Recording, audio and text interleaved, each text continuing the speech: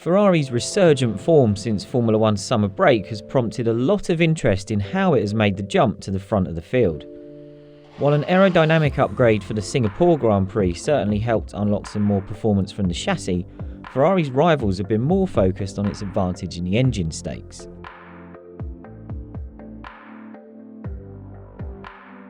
Ferrari's power advantage has been estimated to be worth up to 0.8 seconds at some tracks, with a high-level source at another team describing the difference as ludicrous. It is understood a number of teams have written to the FIA for clarity over the legality of what they believe Ferrari is doing, to understand if they are clear to pursue similar concepts themselves. There has been no conclusive declaration of how Ferrari is generating its supreme straight-line performance, but one theory relates to Ferrari's intercooler and how a controlled leak may allow a small amount of oil to enter the combustion process, producing a power boost for a short period. Ferrari is thought to be the only manufacturer currently using oil in the intercooler, which is permitted by the regulations. F1's rules demand that such systems must not intentionally make use of the latent heat of vaporization of any fluid, with the exception of fuel, for the normal purpose of combustion in the engine. Another competitor has taken an interest in Ferrari's energy recovery system and raised a query with the FIA about that. However, Ferrari's rivals say they have not had any responses from the FIA to their attempts to gain clarification.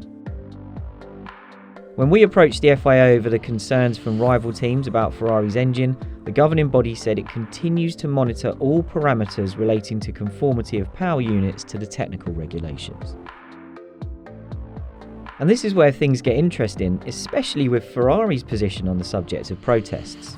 Protests would have to be made during a Grand Prix weekend and would likely be against the alleged non-compliance of a car within the regulations.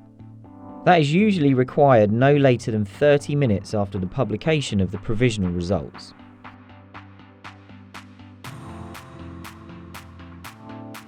When rumours were mounting over the Mexican Grand Prix weekend that Ferrari could be subject to a post-race protest, Ferrari team boss Matteo Binotto's response was somewhat surprising.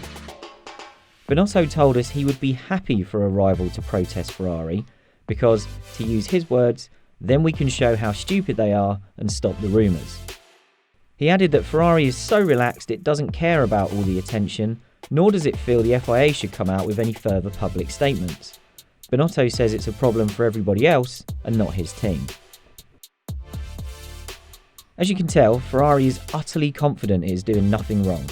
Binotto's take is that F1 teams work hard to be the best, and that Ferrari has had to work very hard to make up for its poor start when the V6 turbo hybrid engines were introduced for 2014.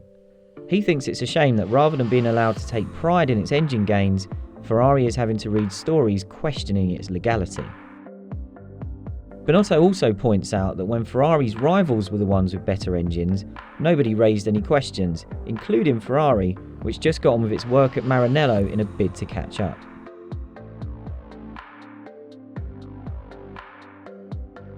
As far as Ferrari is concerned, the FIA is constantly checking all F1 engines comply with the regulations, and so far it has not found anything wrong with the prancing horses, nor has any rival team committed to a protest to get everything out in the open.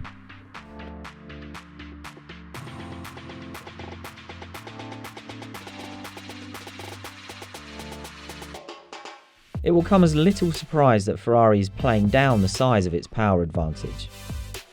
Binotto, who had spells in charge of Ferrari's engine department and as technical director before being put in charge of the team, puts the difference between Ferrari and the rest down to the different compromises each team makes with its car.